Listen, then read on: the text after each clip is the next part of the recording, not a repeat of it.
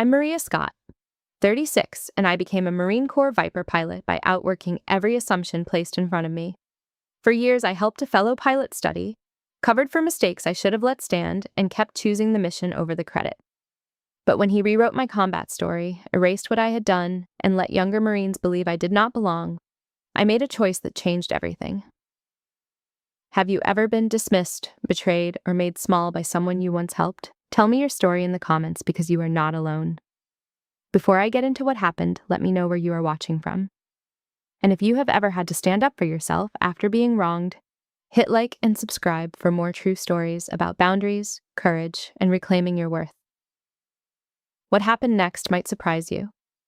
My father spent 22 years as a staff sergeant in the Marine Corps. He never flew anything. He told me helicopters were for people who wanted to stay close enough to the fight to feel it. I was 8 years old, and I thought that sounded exactly right.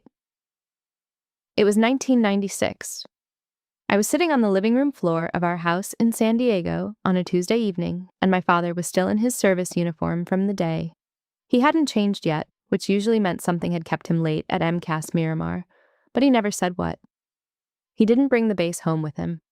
He kept those two things separate with a discipline I didn't understand then, and have only come to appreciate now that I know what it costs. The news was on. Aerial footage, military operations, desert terrain shot from above, helicopters banking over sand-colored nothing, moving in long arcs over terrain that looked like the surface of somewhere else entirely. I watched the way a child watches something that is already organizing the future without understanding that is what it is doing. I didn't ask what the helicopters were doing out there. I asked how you learned to fly one. He looked at the screen for a moment before he looked at me. That was his way. He always gave you the impression that he was taking the question seriously before he answered it, which meant that when he answered, you listened, because he had earned that. He said you would have to go to college first, then you would need to get commissioned as an officer. Then you would need to be selected for the aviation pipeline, and the selection was competitive, and not everyone who wanted it got it. I asked how long the whole road takes from start to finish. He thought about it honestly, the way he did everything, without rounding down or adding comfort he didn't believe in. He said probably 10 years, give or take. I nodded and went back to watching the screen. He never told me to dream smaller. He never told me it wasn't realistic. He calculated the road and reported the distance and left the decision to me.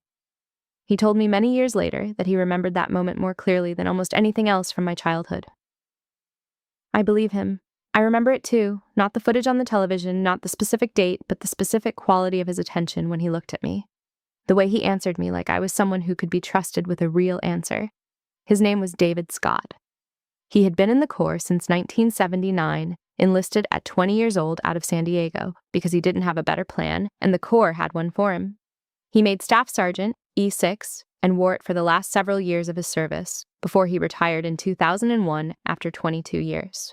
He was a good Marine in the way that doesn't make the news. Steady, technically excellent, reliable in the way that junior Marines need their senior Marines to be reliable when the situations that matter most are happening. He never flew anything.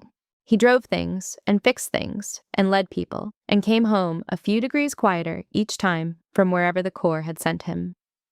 And we adjusted our baseline for him without anyone naming what we were adjusting to. That is what military families do. It is a skill that passes from generation to generation without anyone having to teach it. My mother's name was Diane. She was born in San Diego, daughter of a Navy man, which means she grew up understanding exactly what it means to love someone who belongs partly to an institution and partly to you. She married my father when she was 22 years old, and she understood the terms. She was never bitter about them. She was careful and watchful, and she had the tight practicality of someone who has read too many official notifications over the years and knows what the language means before she gets to the end of the sentence. She never tried to steer me away from the Marine Corps. She never said don't. What she did was watch, carefully and from a precise distance, the way you watch something moving fast that you can't stop and wouldn't if you could. I enrolled in the Naval Reserve Officers Training Corps at the University of Southern California in 2006. I was 17 when I signed the initial scholarship paperwork, 18 by the time the semester started and the commitment became official. My father attended the enrollment ceremony at USC that fall. He was 46 years old, recently retired, gray coming in at his temples, in the way that looks earned rather than aged. He stood in the crowd in civilian clothes with his hands clasped in front of him, and he did not try to hide that he was watching everything. My mother stood beside him in a yellow cardigan with her arms folded, not unkindly, but with the tight expression of a woman who has been married to the Marine Corps as long as she has been married to anyone and knows precisely what she is watching me walk toward. When I shook the commanding officer's hand and signed my name on the form and looked up, my father caught my eye across the distance of that room and nodded once. One nod. That was the whole speech. It was everything I needed. I graduated from USC in 2010 with a degree in aerospace engineering and a commission as a second lieutenant, 01, in the United States Marine Corps. I was 21 years old, and I had spent 4 years in the NROTC program learning how the institution works from the outside of it, which is useful preparation, but is not the same thing as being inside it. The basic school at Marine Corps, Base Quantico, Virginia, is where the inside begins. The basic school runs 6 months. Every Marine officer, regardless of what they are going to do afterward, infantry, logistics, aviation, intelligence, it doesn't matter, goes through it the same way. You learn the institution before you learn your specialty. You learn the language, the culture, the particular logic of a hierarchy that has been refined over 200 years of deciding how to make human beings effective under conditions that would otherwise make them ineffective. It is not comfortable. It is not designed to be. It is designed to find out what you have when everything unnecessary has been removed. I was not the only woman in my class, but I was one of very few, and this is not a complaint, it is a measurement. I took precise note of the texture of the environment from the first week because I understood, even then, that the texture was the information. In a tactical exercise debrief midway through the program, I gave a correct and precise assessment of a simulated patrol decision. One of the male lieutenants 2 seats to my right repeated the same assessment a moment later in different words, as though I had not spoken. The instructor, a captain, acknowledged him. I wrote it down in my notebook. Not as evidence of anything in particular, not as ammunition for a future confrontation. I wrote it down because I was learning the room. I absorbed it and moved forward because I had already understood that the Corps would give me a choice. Spend energy fighting the friction, or spend energy doing the work. I chose the work. I kept choosing it for 14 years. I want to be clear about what that choice cost and what it didn't. It didn't cost me my self-respect. It didn't cost me my certainty about what I was doing or why I was doing it. What it cost was a specific kind of exhaustion, the particular tiredness of having to earn the same room twice, once to get in, and again when someone decided the first time hadn't counted. You learn at Quantico that the Corps will take everything you have, and then ask what else you've got. I thought that was the hardest part. I was wrong. The hardest part was doing it twice. Once to prove you could, and again to prove it wasn't a fluke. I completed the basic school and entered the Naval Aviator Training Pipeline at Naval Air Station, Pensacola, Florida, in 2011. I had been promoted to First Lieutenant, 02, by then. 18 months of commission service, standard timeline. The pipeline at Pensacola is long and highly structured and demands things of you that are almost entirely technical, which was, for me, a relief.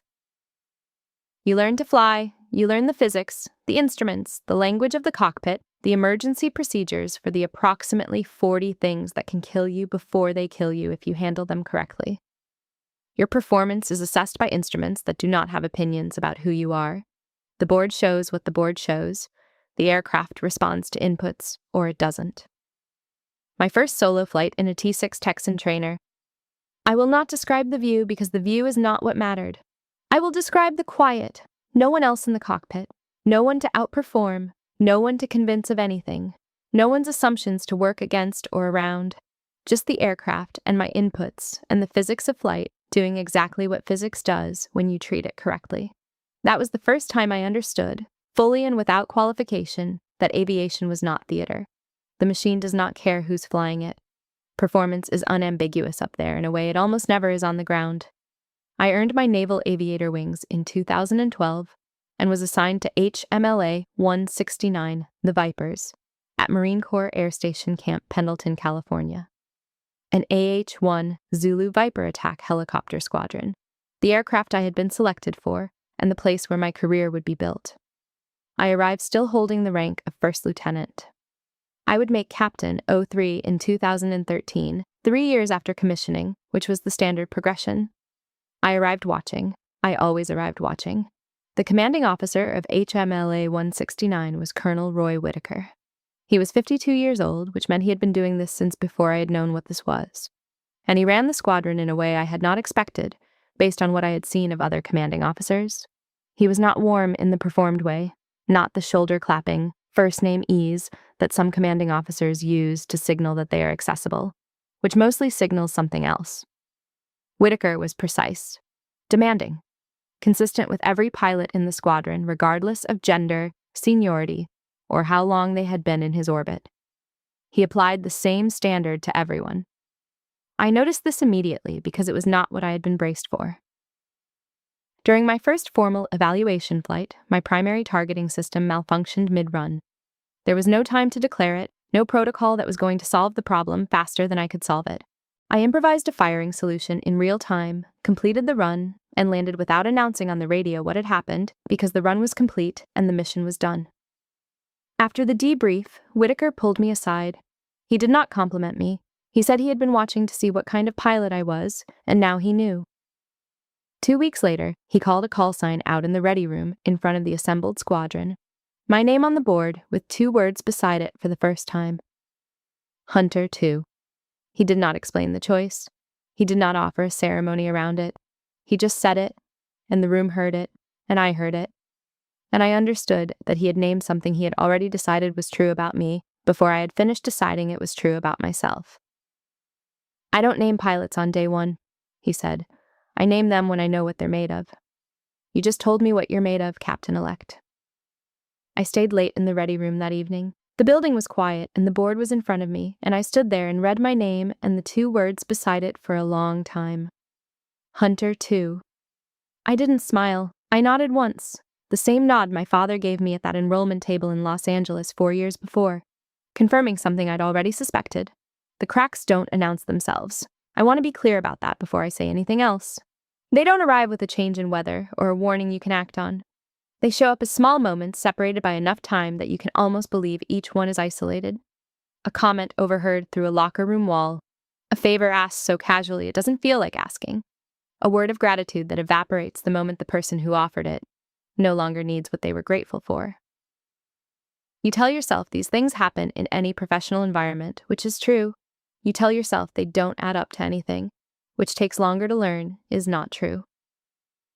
I met Marcus Holt at HMLA 169 in a debrief following a training exercise in 2013. He had commissioned a year before me, in 2009, which meant he was already a captain when I arrived, already woven into the social structure of the squadron in a way I was not yet. He was 25, 26 by the time I knew him well, and he was charming in the particular way of people who are technically competent in the areas that are easy to appear competent in. Good on the radio, clean in formation, credible in a pre-flight brief. The areas where looking right and being right overlap enough that the difference doesn't show immediately. What he was quietly struggling with were his instrument qualifications, and those cannot be faked. Your approach plates, your instrument scan, your ability to fly a precision approach in reduced visibility. Either it is there or it is not, and the check ride is the record. I noticed the pattern because I watch boards carefully, the way my father watched news footage. Not for what it shows, but for what it means. Holt was behind. He knew it. In the fall of 2013, he asked me offhandedly, the way you ask someone to pass something at a table, whether I happened to have any notes on instrument approaches. I said I had more than notes. I offered my evenings. I did not do this because I thought he would owe me. That framing did not occur to me at the time, and I want to be honest about that because the honesty matters to the rest of what I'm telling you. I helped him because he was a fellow pilot, and we were supposed to look out for each other. We were the same rank, the same aircraft, the same squadron. We were peers, and that was what peers did. That belief was sincere. It turned out to be expensive. We met in the ready room after hours for months, through the fall and into the spring of 2014. Approach plates spread across the table, chairs pulled close in the quiet of a building that had emptied out around us. I walked him through the sequences. He was a fast learner when he had a reason to be motivated. Staff Sergeant Rosa Medina, the crew chief assigned to my aircraft, 21 years old, one of the sharpest enlisted Marines in the squadron, a woman who demonstrated her intelligence primarily by saying very little and observing everything, occasionally passed through the ready room during these sessions. She watched without comment. She was storing information the way she always did, against a future moment when it would become relevant.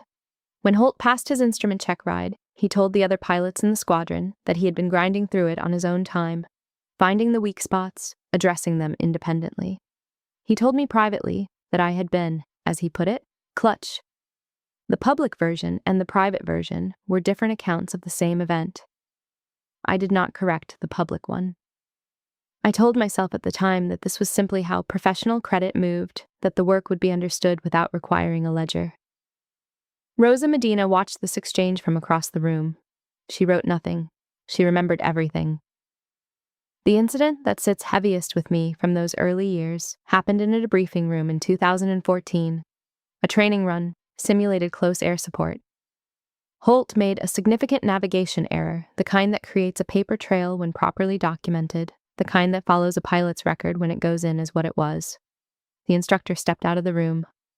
I was the senior pilot remaining. I looked at the log. I looked at Holt across the table. He was watching me. I made a decision in approximately 10 seconds that I have spent considerably longer than 10 seconds thinking about since. I framed the discrepancy in the report as a shared data anomaly rather than a pilot error. Not a falsification, a framing. It was still wrong. I knew it was wrong when I did it. Holt said he owed me one. He meant it in the moment, the way people mean things when the debt is still fresh and the cost is still visible. The cost stopped being visible to him very quickly. Rosa Medina was in the back of the room. She found me afterward. "You shouldn't have done that," she said. "He's a good pilot," I told her. "One mistake shouldn't define someone." "That's not what I mean," she said, "and you know it." She was right. I knew exactly what she meant. She meant that I had given something I couldn't get back to someone who was going to receive it as his due rather than as a gift, and that the imbalance was visible from where she was standing, even if I was choosing not to look at it from where I was standing. I filed the information in the category of things I understood but wasn't ready to act on. I kept it there. In 2017, Rosa passed through the corridor outside the locker room and heard Holt in conversation with two junior pilots. It was a loose conversation, the kind people have when they believe the room is controlled and the people in it are selected. He was talking about the upcoming deployment, about combat sorties, about pilots who could, his exact words, handle the load. He did not name me. He did not need to. The meaning was available to anyone who knew the context, and Rosa knew all of it. She came to find me that evening. "He said it the way guys say things when they think no one who matters is listening," she told me. "That's how I knew you needed to know." I heard her. I thought about what to do with it for 3 days. I considered every option and calculated what each one cost. None of them was clean, so I folded it up and put it somewhere I could find it later, because that is what you do when every move costs you something and you haven't found the one that costs you least. You wait.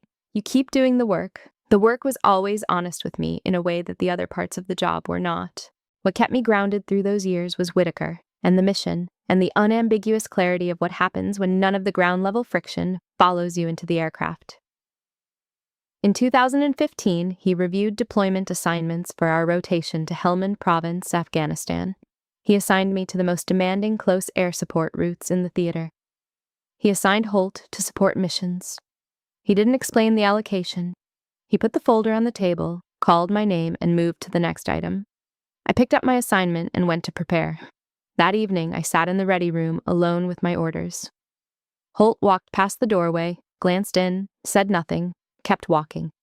I didn't look up. I was already somewhere else in my mind, over Helmand, running routes, thinking about weather windows and ammunition loads and the particular quality of desert light at 0400 hours. The work was waiting. The work always waited, and it never lied to me.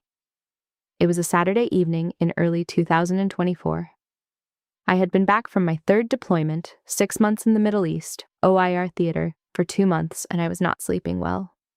Not the dramatic kind of not sleeping. Not nightmares or crisis or anything that would have a name in a clinical setting.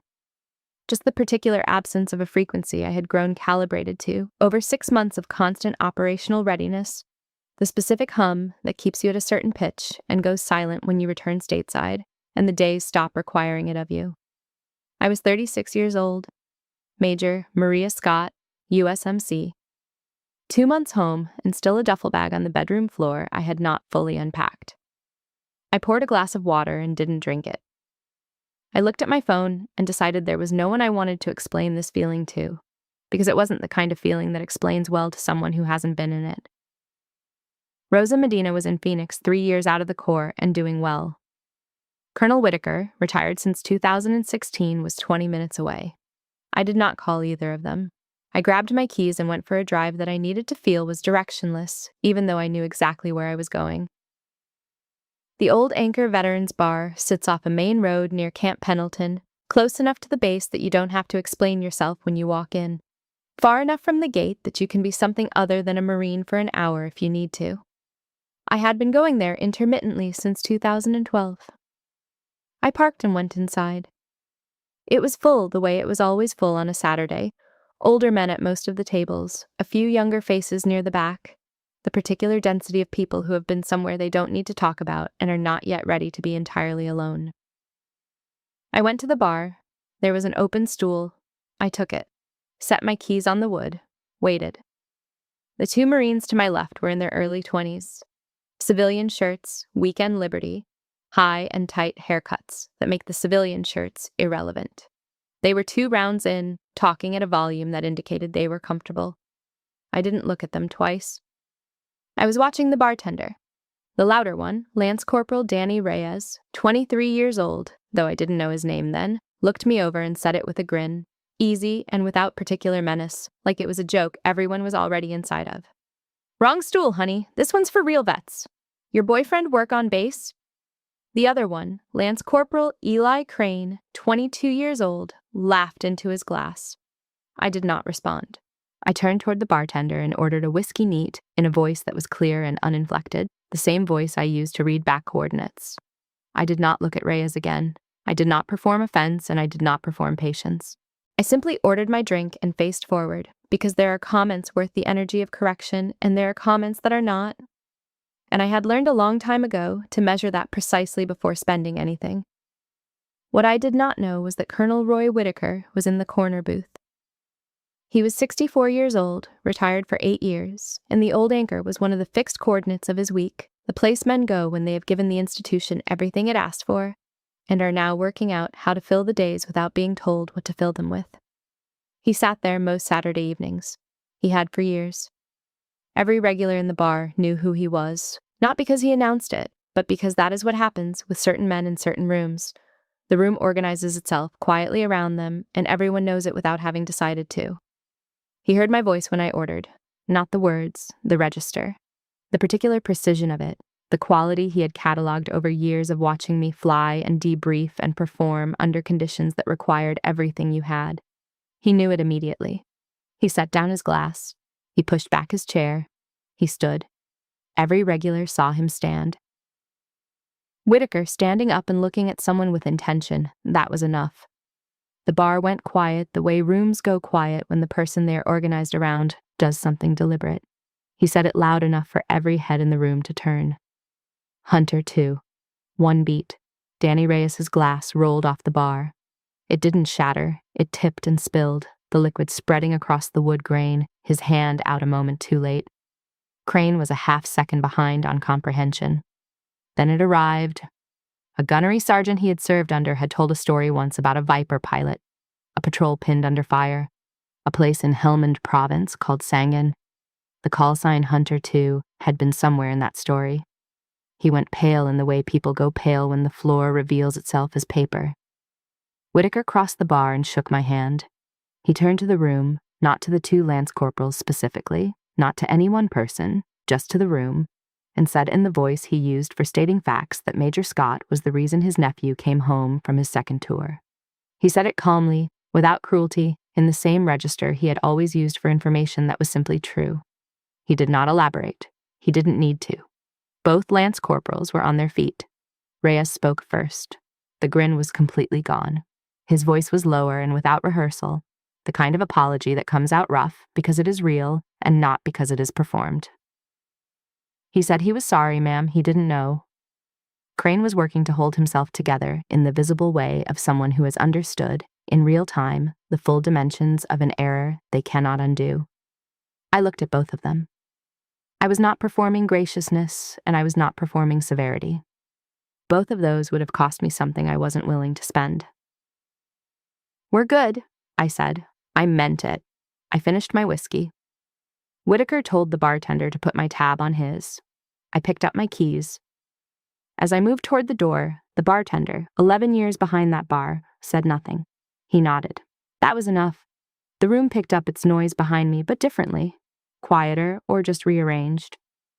The room didn't owe me anything, neither did those two kids. But I won't pretend that word, Hunter 2, didn't land somewhere that needed landing. It did. I walked out into the cool of the parking lot and stood there a moment and let it be what it was. One of the Marines was following me out. Crane caught up to me in the parking lot. He was not aggressive, I want to be clear about that, because it matters to understanding who he was becoming in that moment. He was genuinely shaken in the way people are when something they have been standing on without examining turns out to be hollow. He apologized again, more specifically, without the room around him and without the pressure of the bar watching.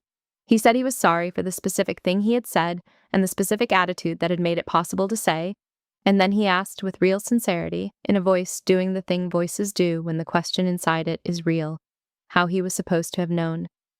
I stopped walking.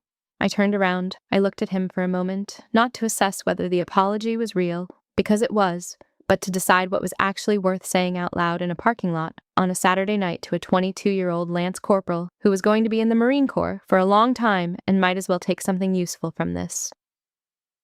I had two choices in that moment. I could walk to my car and give him nothing, which he had not earned the right to complain about, or I could give him something true that he could actually use, which is the kind of thing you can only offer when you have decided the person in front of you is worth the investment. I thought about it for exactly the time it took to make the decision. The uniform never tells the whole story, I told him. Neither does the lack of one.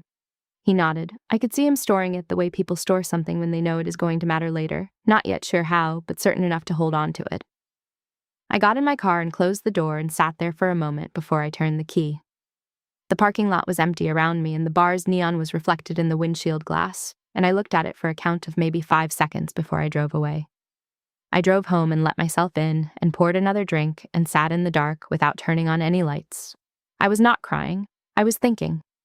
The evening had disturbed something that had been accumulating for a long time, not quietly exactly, but steadily, the way water accumulates behind a small obstruction until the pressure exceeds what the structure can hold. The disturbance had brought it all to the surface at once. Holt using the word quota 2 years after my promotion board, with the casual confidence of someone who believed it was merely an observation and not a declaration. The debrief room in 2014 and the word, oh, and what it had cost me to earn it and how quickly it had depreciated in his accounting. Rosa saying that's not what I mean and you know it, and me knowing it and setting it aside anyway. Every room since 2010 that I had walked into and earned from scratch because the previous earning hadn't satisfied someone's accounting, and I had decided that fighting the accounting was less efficient than simply doing the work again. I was tired in a way that was different from the tired you bring home from a deployment. Post-deployment tired is physical, and it is addressable. You sleep, you eat, you let the body recalibrate. This kind asks you to do something. It does not burn out the way anger burns out. It waits. It stays useful if you are willing to use it. 1 week later, I met Whitaker at a diner near the base for coffee. He had been waiting for me to call since the bar and had not pushed, because that was how he had always operated. He gave you the time you needed to come to the conversation, at the pace that would actually serve the conversation rather than the pace that relieved his own discomfort. We sat across from each other in a corner booth for 2 hours, and he told me something I hadn't known. His nephew James, Sergeant James Whitaker, 29 years old by then, who had been among the patrol I extracted from Sangin in 2015 when he was a young corporal, had told Whitaker, months before the bar, what he had witnessed Marcus Holt say at a unit social event in 2022. Holt's version of the Sangin mission. The version that had moved from that event through NCO rooms and barracks hallways and the informal storytelling chains of the enlisted world until it became the account that a gunnery sergeant eventually passed to two young lance corporals on a weekend liberty near Camp Pendleton. In Holt's telling, it was a routine extraction. Good luck in favorable weather. No mention of the ammunition state by the final run, 20% remaining when I came around for the third pass. No mention of the altitude I was working at or the number of times I flew into fire. No mention of anything that would require the listener to understand what the mission had actually cost the pilot who ran it.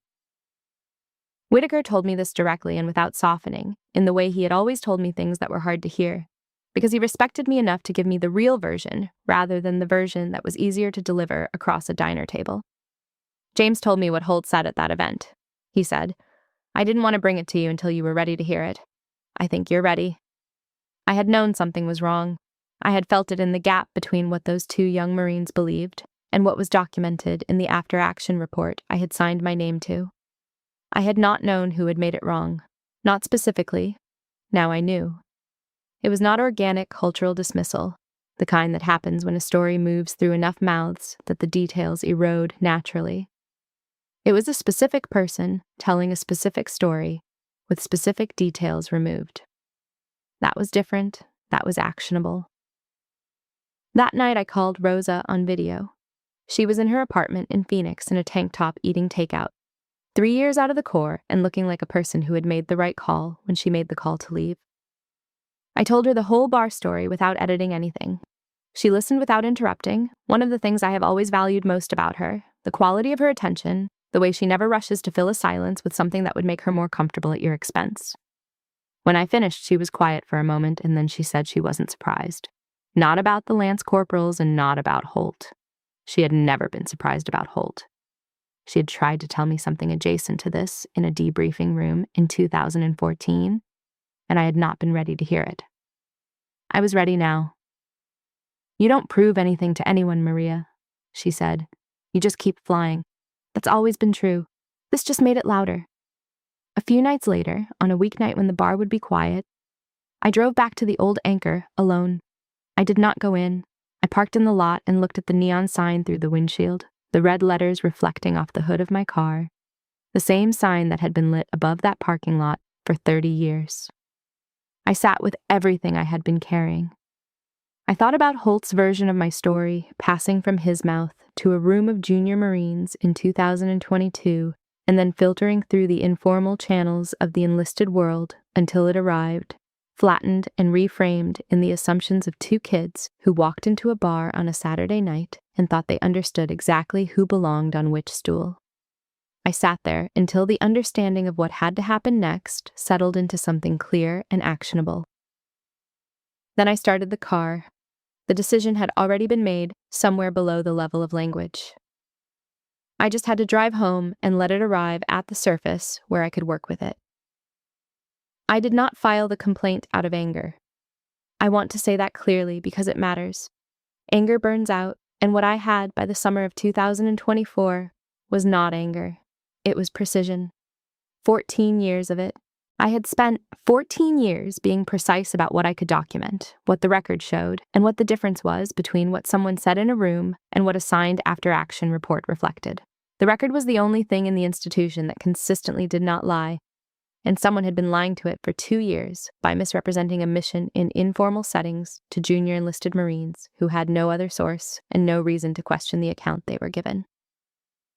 I drafted the formal memorandum at my desk on a Tuesday morning in the summer of 2024. It was addressed to my commanding officer, Lieutenant Colonel Patricia Nguyen. The subject line was specific. Request for inquiry into conduct of Lieutenant Colonel Marcus Holt, USMC. I documented the misrepresentation precisely. Holt's account of the Sangin extraction as delivered to junior enlisted Marines at a unit social event in 2022. And I included the account from Sergeant James Whitaker, who had been present at the event and was prepared to submit a formal written statement. I was precise on every page. No emotion, no editorial commentary, no language that could be read as anything other than a factual documentation of documented events. I drafted it, reviewed it, set it aside for 2 hours, reviewed it again, and then sealed the envelope and carried it to Nguyen's office by hand. because I wanted the chain of custody to be unambiguous from the moment the document left my desk. Nguyen was 44 years old and had been my commanding officer for just over a year. She was a lieutenant colonel, 05, who had navigated the same institution as me for longer and had developed a particular quality of calm that is not the same as patience. It is the calm of someone who has learned precisely how much room the institution gives you and how to use all of it. She read the memo while I sat across from her. She did not read quickly. She gave every page the attention it deserved, which told me she was taking it seriously in the way that it needed to be taken seriously. She looked up. "This is going to create friction," she said. "You understand that?" I said I did. "Holt has 3 years in grade and contacts at Miramar and beyond. The inquiry will move, but not quickly. There are going to be people who interpret this complaint as you lashing out after a slow promotion cycle, people who will say it out loud." She held the memo level in both hands. "I'm behind you on this, but airtight means airtight. One weak link, and this becomes a story about you, not him. We cannot afford a weak link." We went through the documentation together for 90 minutes. She was thorough in a way that told me she had been waiting for exactly this kind of case, built on exactly this kind of documented foundation, and had no intention of letting it be anything less than what it needed to be to succeed on its merits. She asked questions I had already prepared answers to. She identified 2 places where the documentation could be strengthened and told me how to strengthen them. She forwarded the completed package through official channels that same afternoon, and I went back to my office and kept working. Holt's response was swift and predictable, in a way that told me he had been anticipating something like this for longer than he should have had to. He was contacted at MCS Miramar, where he had been serving as a lieutenant colonel following his promotion in 2023. His response filtered back through the professional grapevine in the way that responses always filter back through the professional grapevine in a community as small as Marine Corps aviation, was that the complaint was sensitive overreach from a major with a grievance about her promotion timeline. The kind of characterization that is designed to reframe the complaint as personal rather than institutional, as emotional rather than documented. Within 2 weeks of the inquiry notification going through, 2 invitations to professional events that I would normally have received went to other majors. A colleague I had worked alongside for 3 years responded to my last message with a single line, and nothing after that. The social cost was immediate, visible, and exactly what Nguyen had warned me to expect. I tracked all of it. I documented what was documentable. I kept working. Major Derek Calloway pulled me aside near the bachelor officer quarters on a Thursday afternoon. He was 38 years old, a solid officer, not hostile in any way that was personal.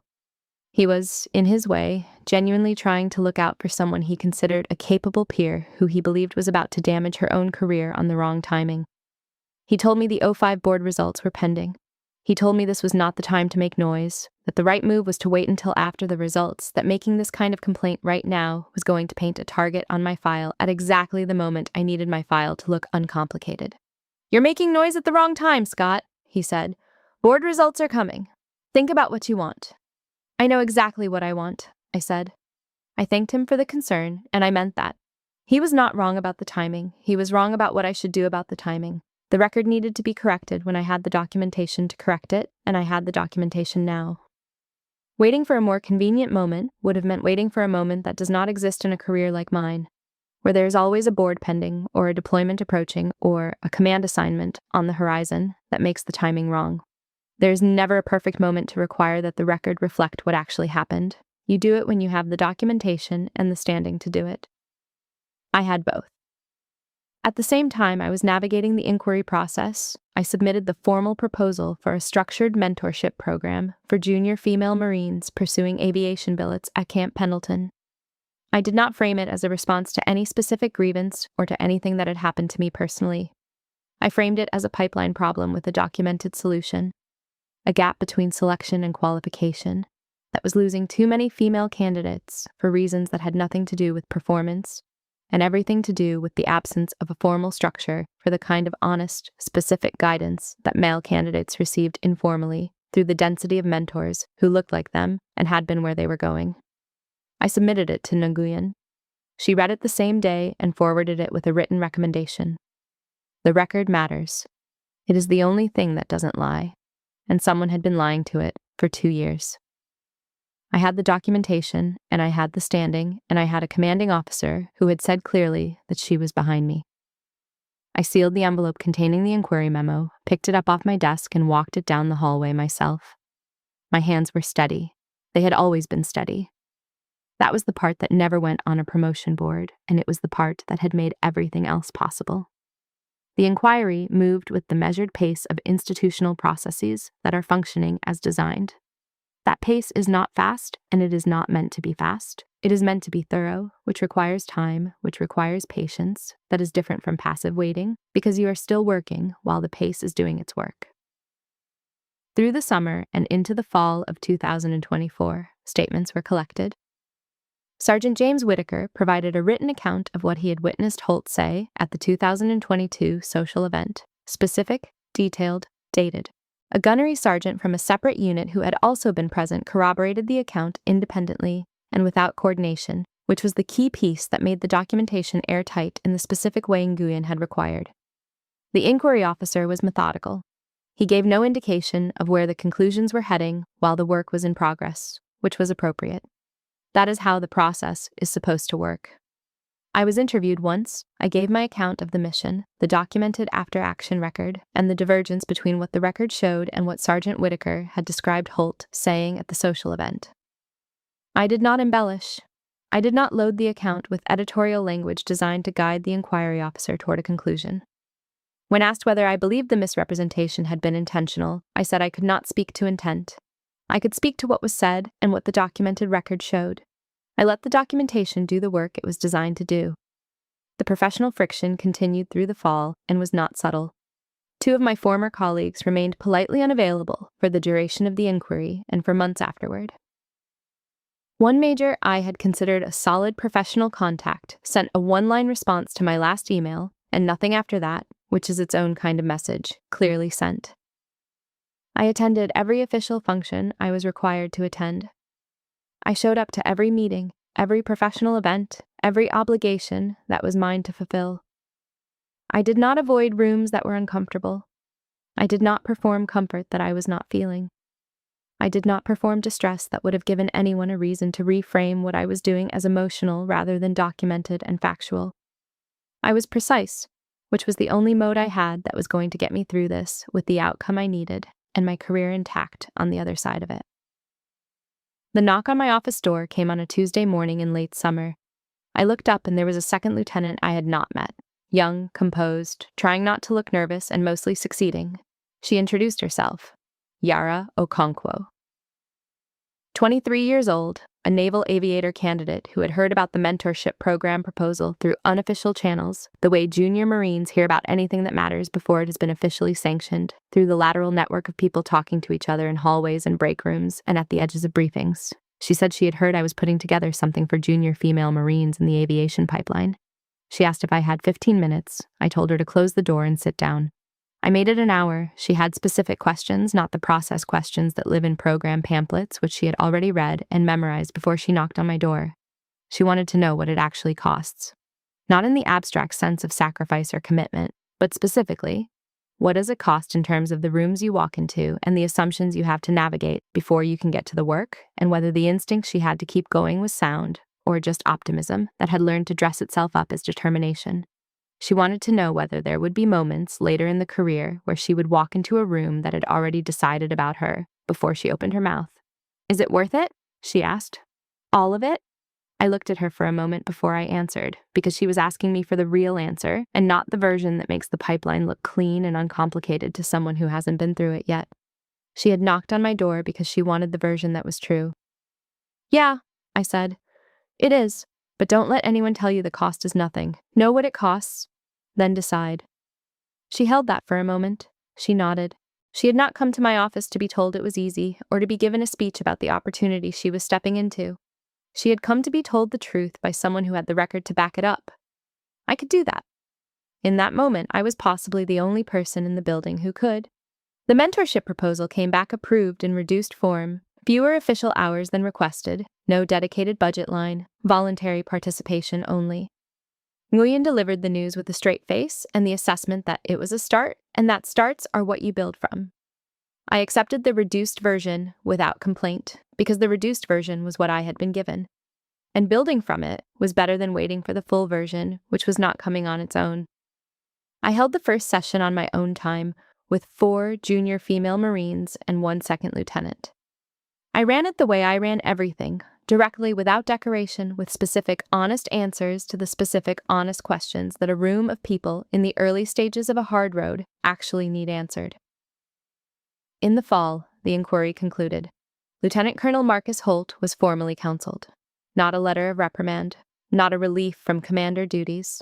A documented, official counseling that entered his service record and informed him, in the language of the institution that does not soften these things, that his account of the Sangin mission, as delivered to junior enlisted Marines at a unit social event in 2022, was inaccurate and inconsistent with the documented after-action record, and that this conduct was unbecoming of an officer of his grade. He was furious. This information reached me through channels, the way information of this kind always travels in a community as small as Marine Corps aviation. He knew exactly who was responsible for the counseling being in his file. He had no professional recourse because the documentation was complete and had been built to be exactly what Nguyen had required it to be. Airtight. I didn't need him punished. I want to be clear about that because the distinction matters to me. I needed the record corrected. Those are different goals, and understanding the difference between them is part of what made it possible to pursue the one I actually needed without losing myself in the one that would have been satisfying and costly in ways I couldn't afford. The record was corrected, the counseling was in his file, the Sangin mission was documented accurately in the official record where it had always been documented accurately. And now there was an additional layer of documentation reflecting the institutional consequence of misrepresenting it. That was what I had gone after. That was what I got. After the first mentorship session, I walked out to the Camp Pendleton tarmac alongside Second Lieutenant Yara Okonkwo. 2 women in flight suits going in the same direction. The air smelled like aviation fuel, and the salt wind coming off the coast, the particular smell that I have associated with work and purpose since 2012, when I first walked out onto a Camp Pendleton tarmac and understood that this was where I was supposed to be. Neither of us said anything. Some things don't require language. We just walked. Crane's meeting request came through official channels. That was the first thing I noticed, not the content, but the routing. He could have found a mutual contact. He could have caught me in passing and called it squared. He submitted a formal written request through his chain of command with a brief statement of purpose. He wanted to apologize properly and he wanted to understand. The formality of the routing registered as information about who he was deciding to be going forward. I approved the meeting. He brought Danny Reyes. Both of them arrived in service uniforms, which told me they had thought about this carefully. Reyes spoke first. It was not polished, not a prepared statement, not the version that has been reviewed and made easier to deliver. He told me where the attitude had come from. A gunnery sergeant who had told the Sangin story as a cautionary tale about how accounts grow in the retelling. That was Holt's version, filtered through another layer, becoming received wisdom in the barracks. Reyes had not questioned it, because it matched something he had already half believed about female pilots in combat roles, a belief he named plainly now, without making it smaller than it was. He said he was sorry for that too, not just for what he said at the bar, for the belief that made it possible to say. I listened without interrupting. When he finished, I told them about Sangin. Factually, without inflection, 11 minutes of flight time over the engagement, 3 low passes into fire, ammunition at 20% by the final run, the patrol that came home. I did not editorialize. The facts were sufficient. I got told a story, ma'am, Reyes said. I should have asked more questions before I let it become my truth. He was not asking me to pretend it hadn't happened. He was asking me not to let it be the final thing between us. Those are different requests, and the difference matters to me. I considered it. I decided he was right. We're squared, I said. The same registers were good at the bar, but with more in it. They had done the work to be in this room, and the word acknowledged that without requiring a speech. I told them both that what they did next was what mattered. Crane asked carefully whether he could attend one of the mentorship sessions, not as a participant, but as someone who wanted to understand from that angle what it had taken the people in the room to be there. I told him I would think about it. I meant it. The mentorship session in the fall had 6 people in it. Whitaker arrived unannounced and took a seat in the back of the room without introducing himself. He listened for most of the session. Near the end, one of the second lieutenants asked me who had helped me most in my early career. I paused. I looked at Whitaker in the back of the room. I nodded toward him. He stood up. He told the room his name and kept the explanation spare. He said what was being built inside that room was something the Corps had always needed. He mentioned Sangin once, only to say that his nephew came home from it. He did not perform emotion. He stated a fact, the way he had always stated facts.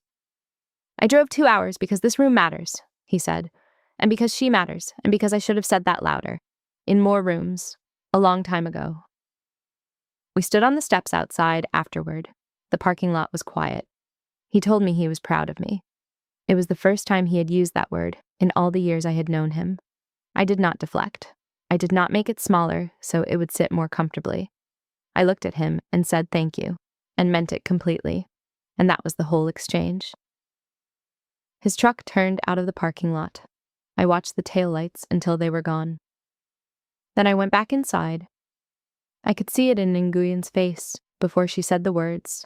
That is not something I knew in the moment. It is something I understand now, looking back at the shape of that afternoon. What I knew then was that she asked me to come in and close the door, and that a door closing has 2 different sounds, depending on what conversation is waiting behind it. This one had the right sound, she read from the board results. Major Maria Scott, selected for Lieutenant Colonel. She stood and extended her hand. I shook it. My face was composed. I said thank you. I picked up my cover from the chair. I walked out. I sat in my car in the parking lot for 15 minutes and did not call anyone. I looked at the windshield and let the information settle the way information settles when you have been waiting for it long enough that its arrival is almost quiet.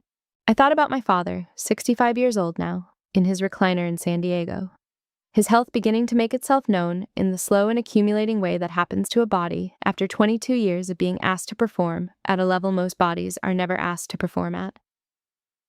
I thought about a debrief room at Quantico in 2010, where an instructor acknowledged the wrong person. I thought about the word quota said by someone who believed it was casual. I thought about Whitaker standing up in a bar full of people and saying 2 words, and a Lance Corporal's glass rolling off the wood. I let all of it sit in the car with me. Then I called my mother. Diane Scott was 63 years old and in her kitchen in San Diego, and she answered on the second ring because she has never been the kind of person who lets the phone ring out as a way of managing her own availability. I told her. She didn't say she knew I could do it. She didn't say she had always believed. She didn't say anything polished or prepared. She cried, not sad crying, the other kind. The kind that sounds like the specific release of something held for a very long time that can finally be set down. I laughed. I had not expected to, but I did. There I was, a freshly selected lieutenant colonel, sitting in a parking lot outside an administrative building at Camp Pendleton, laughing because my mother was crying in a kitchen 400 miles away and there was nothing polished or military about any of it, and it was the most human moment of the entire year. Maria, she said. Oh, Maria. She didn't finish the sentence. She didn't need to. I had spent 15 years earning the right to sit in a room that no one had ever asked me to leave. That is the part that doesn't go on a promotion board. That is the part that cost. A few nights later, I drove to the Old Anchor on a weeknight, a Wednesday, the bar mostly quiet. The same bartender saw me come in. He set a whiskey neat in front of me without being asked. I sat at the same stool. Nobody asked who I was. Nobody asked what I was doing there.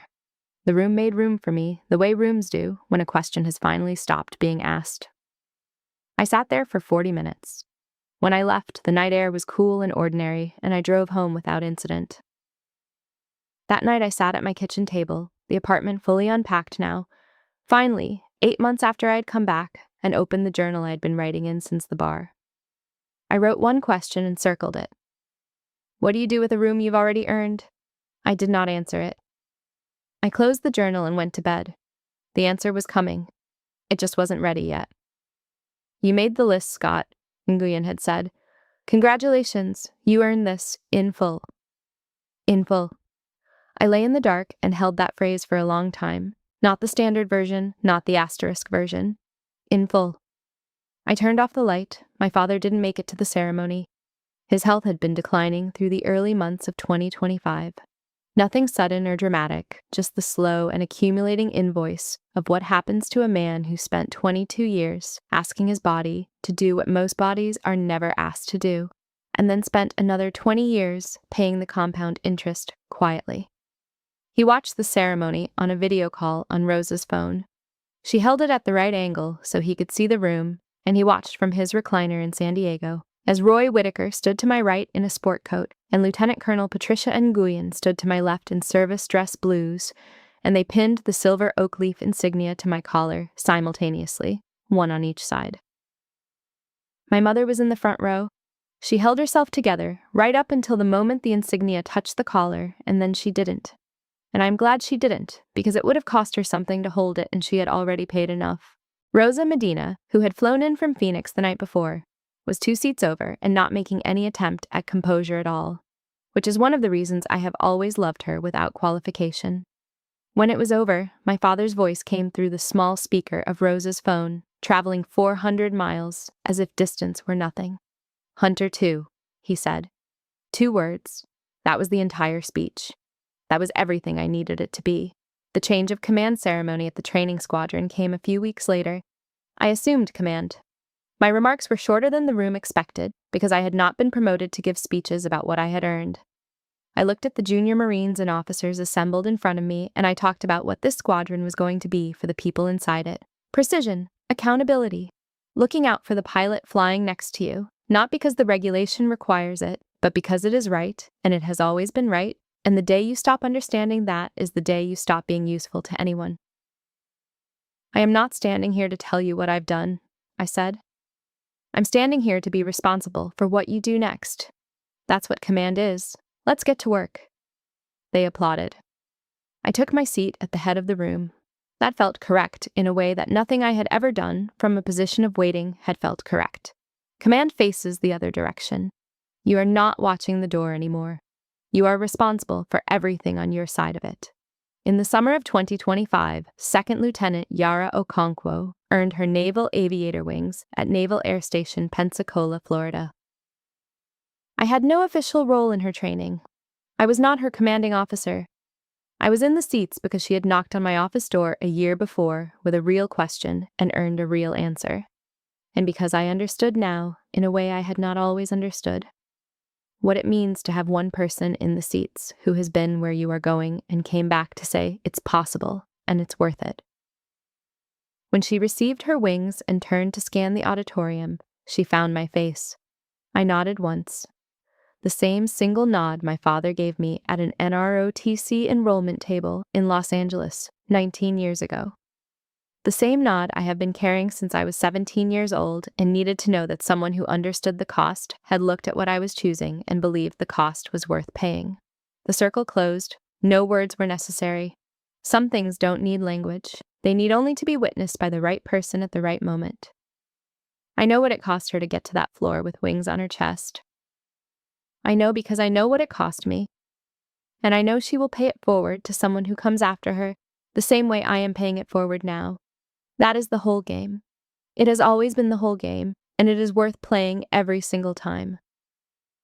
Whitaker and I had lunch at a diner near the base that summer, the last time he appears in this story. Not because it was the last time I saw him, but because it was the moment the relationship completed itself into something that didn't need a name anymore. He asked me what came next. I said I wasn't entirely sure, but it felt open in a way that was different from uncertainty. It felt like a horizon rather than a wall. He smiled. He said the sky doesn't have walls. He said that's always been the best thing about it.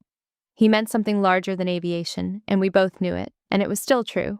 The last flight I want to tell you about happened that August. A training run out of Camp Pendleton over the California coast. Alone in the cockpit of an AH-1 Zulu Viper, the aircraft I have been flying for 13 years, the machine that has never once asked me to prove anything except that I can fly it correctly. Below me, as I climbed out, the base, the town, the bar, where a retired colonel stood up from a corner booth and said 2 words and corrected 10 years of slow erosion in approximately 4 seconds. The parking lot, where a young Marine asked how he could have known, and I told him the uniform never tells the whole story. All of it visible from altitude and then behind me and then gone. I did not think about any of it in that moment. That is the point. I banked the Viper north over the Pacific. The water below was dark blue and the air above it was clear and open, and no one anywhere was asking me to explain myself or prove something or earn back a room I was already standing in. I leveled off. The aircraft was steady. I was exactly where I was supposed to be. The question from the journal surfaced: what do you do with a room you've already earned? The answer came quietly while I was already doing the thing the answer describes. And you stop defending your right to be in it. You go to work. That is all. That has always been all. If you have ever walked into a room and felt like you had to earn your right to exist in it, just know that the room was not the problem. Keep flying. The air up here is clear, and nobody's going to ask you to leave. For years, I thought the only answer was to keep proving myself quietly. What I finally learned was that silence does not protect the truth. Sometimes you have to put the record back where it belongs, then keep moving with your head up. Have you ever had to stand up for yourself after being dismissed? Have you ever chosen peace without letting someone else control the story? Share your story in the comments. And if this story hit home, like, subscribe, and stay with me for more true stories about strength, self-respect, and knowing your worth.